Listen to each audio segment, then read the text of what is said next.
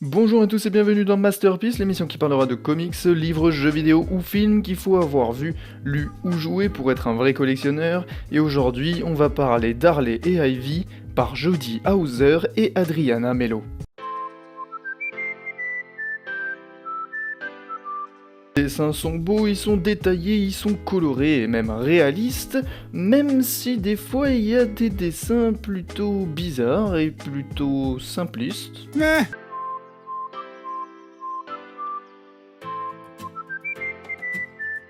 Bon oui, je n'ai pas fait ma partie avec le résumé, car le résumé d'Urban Comics est un résumé qui est clairement de la merde, hein. Ça n'a rien à voir du tout avec un côté obscur. Ils se sont crus dans Star Wars là, c'est quoi ce merdier? Mais bon, je sais en revanche que ce n'est pas les sirènes de Gotham. En même temps, on n'a jamais fait de mieux en termes d'histoire et de profondeur avec des super-héroïnes. Donc, c'est parti.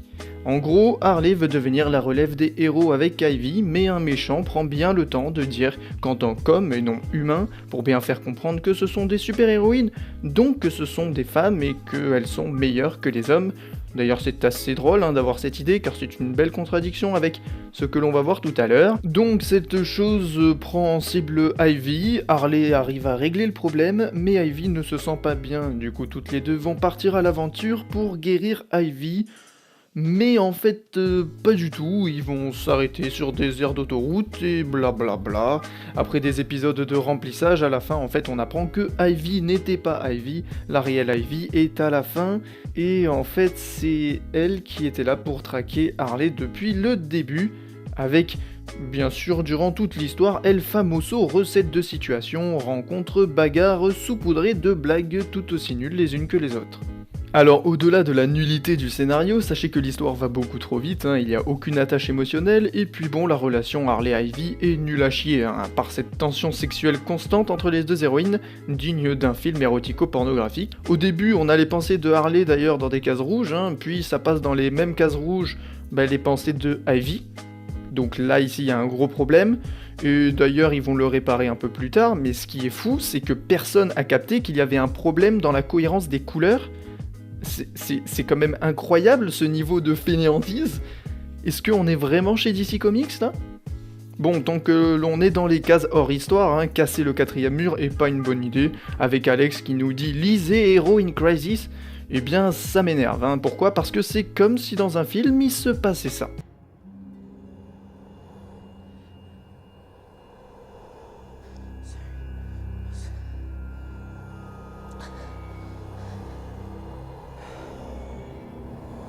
Alors en fait, cette scène, elle fait référence au livre avec la scène où Harry Potter... Est-ce que franchement, vous trouverez pas ça chiant?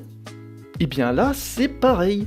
Venons-en au personnage. Alors Harley Quinn est le résultat de cette chier de série qui est totalement une catastrophe et une attaque à la Harley de Paul Dini et de Bruce Timm.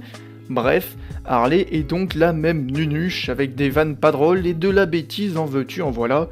En plus, elle veut être héros maintenant, ce qui est absolument étrange. Mais bon, passons. Ivy, je ne la reconnais même pas, normalement Ivy est une personne qui préfère être seule dans son monde à essayer de sauver le plus de plantes possible, et surtout elle a cette manière à elle de rester calme et d'être le genre de femme à rien laisser paraître, et dès lors qu'on lui fait du mal, elle passe over 9000. Au chapitre 6, on a ce retournement de situation et qu'en fait ce n'était pas la vraie Ivy, donc la vraie Ivy est en fait une victime d'une bêtise de Harley. Ouais, c'est très original ça, dites-moi. Mais bon, on pourrait se dire que l'on a retrouvé la vraie Ivy, et ben... Mais j'ai encore pas mal de bonnes idées. Et il crée ceci. Faut pas avoir fait beaucoup d'italien, Ivy fait un simple scandale à Harley, comme quoi elle est bébête et qu'elle est juste omnibulée par son envie d'être héroïne. Après s'ensuit un discours sur « tu m'as fait voir un espoir en l'humanité », bla bla bla. Bref, passons à la fin où en fait, Harley fait implicitement comprendre que la vraie héros, c'est la fausse Ivy. Ce qui confirme donc qu'elle s'intéresse uniquement à elle et qu'elle s'en fout de la réelle personne qu'il aime. Car on est bien d'accord que si tu as blessé une personne que tu aimes, tu essaies de te racheter auprès d'elle, Mais là non. Loin, même très loin de là, elle veut juste devenir héros en mode YOLO, on n'a qu'une vie, je m'en fous et je me casse. Alors que pour rappel, le titre du comics, c'est Harley et Ivy. hein. Leur relation, c'est la base du film, normalement. Bon, ensuite, il y a le chapelier fou, hein, on ne sait pas où il est, mais il vit sa meilleure vie, il joue au golf, il est dans une villa, tranquille quoi, hein, on sait pas pourquoi il est là, mais on sait qu'il va faire un coup de traître bien appuyé avec la bulle à penser, je le sens mal. Comme si on n'avait pas compris. Et s'il vous plaît, bordel, laissez du suspense, même si ça n'aurait pas marché, parce que là, c'est encore pire, sérieux. Ah gros, je suis méchant. Et moi je suis intelligente car j'ai tout vu. Ah non. Et puis arrêtez de toujours mettre les pensées des personnages, ça perd tellement en rythme. Mais tu n'as rien compris, c'est fait exprès pour montrer la folie d'Harley Quinn. Bref, donc après ce caméo, on a le caméo de Batwoman, hein. Bonjour, tu sers à rien. Ah, voilà, allez, au revoir, c'est bon, c'était sympa. Bon, conclusion et redevenons sérieux. Ce livre raconte rien du tout. Alors pourquoi j'en parle ?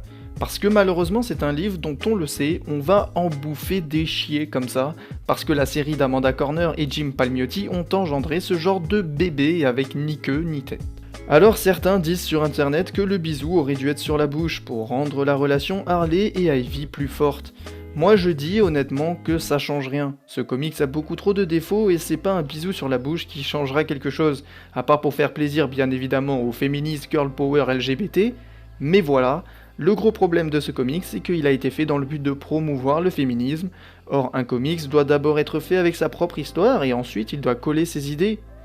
On retrouve cette même erreur d'ailleurs dans BTDKR, The Golden Child de Frank Miller, qui voulait juste critiquer Trump et donc a créé une histoire bidon sans cohérence. Le féminisme doit être une idée à transmettre mais pas le but de l'histoire, et surtout ce n'est pas en faisant ce genre d'histoire, c'est-à-dire des histoires pour combler le vide et à la fin faire un semblant de grandiose que plus de gens vont adhérer à ce mouvement.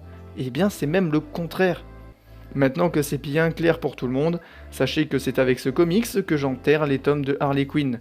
Je reviendrai uniquement lorsque des comics qui valent vraiment le coup sortiront.